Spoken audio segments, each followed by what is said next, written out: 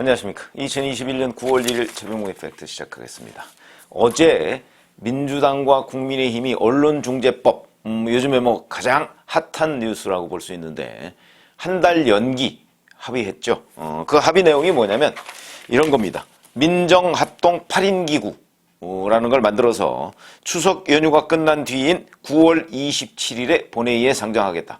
사실은 8월 30일에 강행 처리하겠다. 이렇게 예고를 해놔서 여야 간 강력한 충돌이 예상돼 있었는데 또 갑자기 박병석 국회의장이 중재를 하고 그러더니 연기하고 그러면서 9월 27일로 일단 한 달을 연기했는데 자, 이것이 어떤 득실이 있겠는가?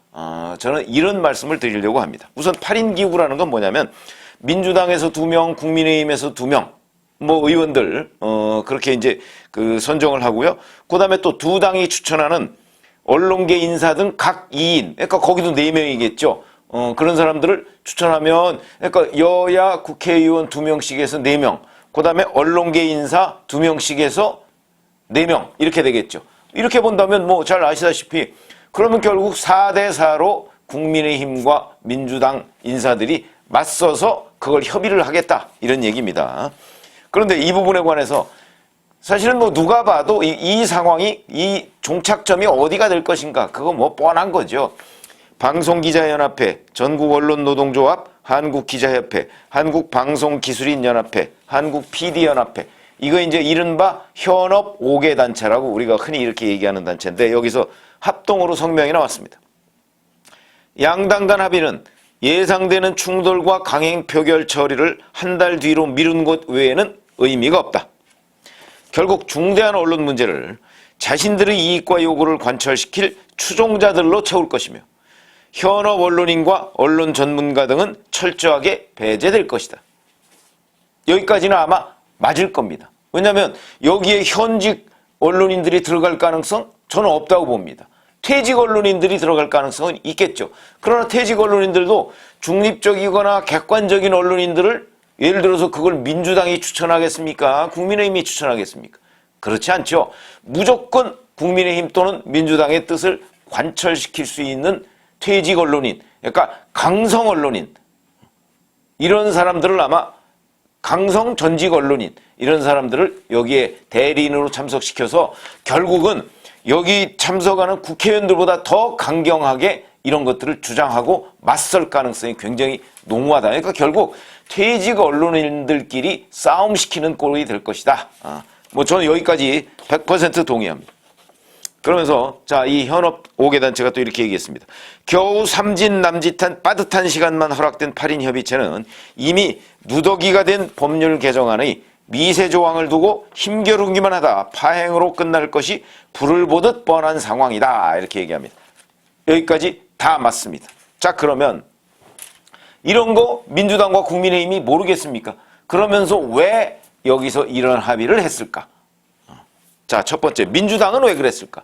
자, 우선 청와대에서도 이 강행 처리가 부담이 되는 거죠. 그러다 보니까 우려를 전달 안 했다고 본인들은 주장하지만 전달했을 겁니다. 그런데 다만 그렇다고 해서 또 그만두라고 청와대의 뜻을 밝히면 강성 친문들의 반발을 사겠죠. 그러니까 청와대에서도 강성 친문과 여론 사이에서 적당히 눈치를 보는 이런 상황을 이거는 바로 문재인 대통령이 그동안 언론 자유에 관해서 왜 입장 발표를 안 하느냐. 당신은 언론 자유가 굉장히 중요한 민주주의적 가치라고 얘기를 했으면서 왜 이 부분에 대해서 침묵하느냐라고 얘기했을 때 아무런 얘기를 하지 않고 있었습니다. 근데 어제 합의가 딱 되니까 문 대통령이 입장을 내놨습니다. 그 입장이 바로 어정쩡입니다. 어정쩡. 그러니까 이른바 양시론입니다. 양시론. 둘 다 옳다. 너도 옳고 너도 옳다. 이렇게 얘기했습니다. 국회에서 여야가 언론중재법 개정안에 대한 추가적인 검토를 위해 숙성의 시간을 갖기로 한 것을 환영한다. 글쎄요. 그러면 본회의 강행 처리를 8월 30일 날 하겠다는 것은 그동안에 환영하지 않았나요? 이런 의문이 드는 내용입니다. 그동안에 침묵을 하고 그 강행 처리하겠다고 계속 얘기를 했는데도 침묵을 지켜왔던 것은 그 부분에 대한 환영의 뜻, 동의의 뜻 아니었나요? 그런데 지금 숙성의 시간을 갖겠다고 하니까 환영했다고 그랬습니다. 그럼 그동안의 거는 반대했나요?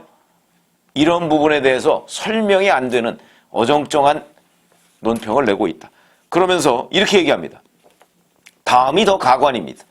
언론 자유는 민주주의의 기둥이고 국민의 알 권리와 함께 특별히 보호받아야 한다. 따라서 관련 법률이나 제도는 남용의 우려가 없도록 면밀히 검토되어야 한다. 이렇게 얘기했습니다. 자, 그러면 언론 자유가 이렇게 중요하면 언론중재법 개정안을 내지를 말았어야 되는 거죠. 그런데 냈단 말이죠. 냈는데 침묵했어요. 그런데 여기 와서 언론 자유가 또 이렇게 중요하다고 얘기했어요. 그러면 이제 언론중재법 개정안에 대해서 그 핵심 조항, 특히 독소 조항에 대해서 반대하는가 보다 이렇게 생각하기 십상인데 그 다음에 또 있습니다. 다른 한편 악의적인 허위보도나 가짜뉴스에 의한 피해자의 보호도 매우 중요하다. 그러면 또 언론중재법 개정안에 그 여러 가지 민주당이 주장하는 독소 조항 이게 필요하다 또 이런 뜻으로 받아들여질 수도 있습니다. 코에 걸면 코걸이, 귀에 걸면 귀걸이식의 해석이 가능한 논평을 내놨다. 이거는 어정쩡. 그러니까 무슨 얘기냐면 민주당 그러니까 이 언론중재법 개정안을 독소 조항을 넣어서 개정하려고 하는 민주당 주장도 맞고 언론 자유가 민주주의 기둥이니까 이거는 반드시 지켜져야 된다는 국민의힘과 언론 현업단체들의 주장도 맞다. 네 얘기도 맞고 네 얘기도 맞다. 그러면 뭐냐 청와대는. 이런 반문에 부딪히게 된다. 그게 바로 문 대통령 스타일인가? 이런 생각. 그러니까 문 대통령은 자, 이 민주당이 지금 추진하고 있는 언론중재법 개정안에 대해서 어떤 입장이냐, 찬성이냐, 반대냐. 그걸 어저께 그 뒤늦게 논평을 내가면서 그 부분을 정리를 안 해준 겁니다. 난 몰라 이거죠. 난 몰라. 이런 게 바로 청와대의 입장이다. 그러니까 이 입장이 없는 것과 거의 비슷하다. 뭐 이런 얘기가 되는데 어쨌든 간에 그래도 여기에서 하여튼 언론 자유의 중요성 같은 걸 언급을 했으니까 민주당이 이거를 받드는 모양새. 거기다가 또 하나 민주당 내에서 뭐 이상민 의원이나 뭐 조응천 의원이나 일부가 이 부분에 대해서 반기를 들었습니다. 그러니까 그래도 뭐 통과시키겠다고 하면 뭐 통과되겠죠. 그러나 이 반기를 든 것이 부담이 된다. 그러니까 여기에서 약간의 그 어떤 완충작용 뭐 이런 것들이 필요하다고 본 것 아닌가. 그 다음에 이제 독소조항이라고 하는 것이 징벌적 손해배상과 열람 차단 청구권 이런 겁니다. 이게 뭐 어려운 것처럼 보이는데 이런 겁니다. 그러니까 가짜뉴스나 이런 거로 피해를 본 사람이 손해배상을 청구하면 그 청구한 액수의 최대 5배까지 손해배상을 판결할 수 있도록 한 겁니다. 그러니까 5천만 원을 청구했으면 2억 5천만 원까지 판결을 할 수가 있다는 거죠. 근데 이것도 우스운 거죠. 이게 징벌적 손해배상인데 우리나라는 징벌적 손해배상 제도가 다른 분야에는 없습니다. 그런데 이렇게 뭐 가짜뉴스나 뭐 이런 거에 의한 피해를 구제한 절차에서만 지금 징벌적 손해배상 제도를 도입하려고 하는 거거든요. 그러니까 이거는 언론을 표적으로 삼아서 위협하겠다는 얘기입니다. 왜 그러냐? 사실은 징벌적 손해배상 제도 굳이 도입할 필요가 있습니까? 왜 그러냐? 지금 현재도 제도가 다 있습니다. 이런 제도들에서 판사가 그렇게 판결을 하면 됩니다. 예를 들어서 최소 얼마 이상의 손해배상을 해야 된다.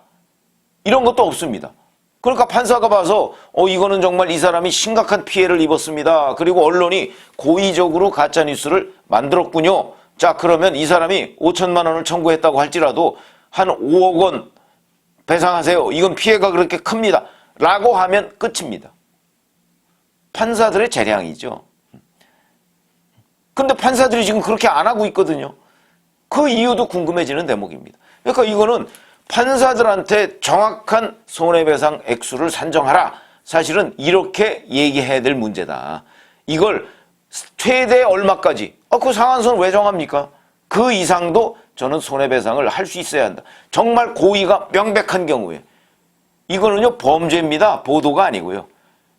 누구를 공격하겠다는 뜻이 명백하게 가짜뉴스를 만들었으면 그게 범죄지 어떻게 취재보도입니까? 그런 차원에서 본다면 이 징벌적 손해배상 제도라는 게 무의미해질 수 있는데 결국 이것을 자꾸 들먹거려가면서 이 전가의 보도처럼 칼을 꺼내서 휘둘러 보는 거는 결국 언론을 위협하겠다는 얘기하고 다를 것이 하나도 없다. 그 다음에 열람 차단 청구권 이런 것들이 문제인데 자 우선 이게 가짜뉴스인지 아닌지 잘 모릅니다. 근데 손해배상을 일단 청구를 해놓습니다. 이게 이제 슬랩이라고 제가 말씀드렸죠. SLAPP라고 해서 예방적 봉쇄 조항, 전략적 봉쇄 조항 이런 걸 얘기하는 겁니다. 무슨 얘기냐면 그 소송을 해서 이길 생각이 전혀 없습니다. 그러나 이걸 통해서 기자와 언론사를 괴롭힐 생각으로, 그러니까 전략적으로 이 보도를 막기 위해서 소송을 합니다. 이런 부분이 이제 문제가 되는데, 이게 미국에서는 그 전체 주 중에서 절반 이상이 이 전략적 봉쇄 소송이라는 걸 막고 있습니다. 못하도록. 근데 이걸 하게 되면, 이 언론중재법 개정안을 통과시키면 이 전략적 봉쇄 소송을 얼마든지 할 수 있게 되니까 결국 언론의 입을 막는, 그리고 열람차단 청구권은 그렇게 해서 이 기사는 저 포털에서 내려주세요. 이렇게 되면 내릴 수 있는 그런 근거 조항을 마련한 겁니다. 그러면 그게 나중에 사실이면, 그러니까 왜냐하면 피해를 받았다고 주장하는 사람들은 대개 그 기사가 사실이 아니라고 주장을 해서 이제 여러 가지 조치를 취하겠죠.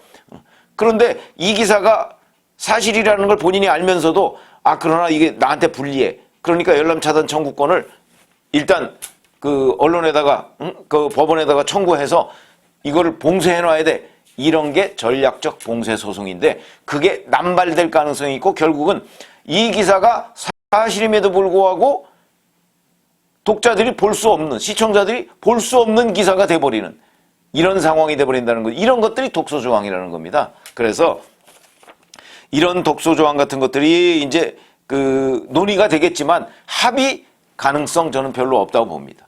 그러면 여당이 왜 이걸 뒤로 밀었을까? 이거는요, 저는 출구 전략적 요소가 있다고 봅니다. 왜 그러냐?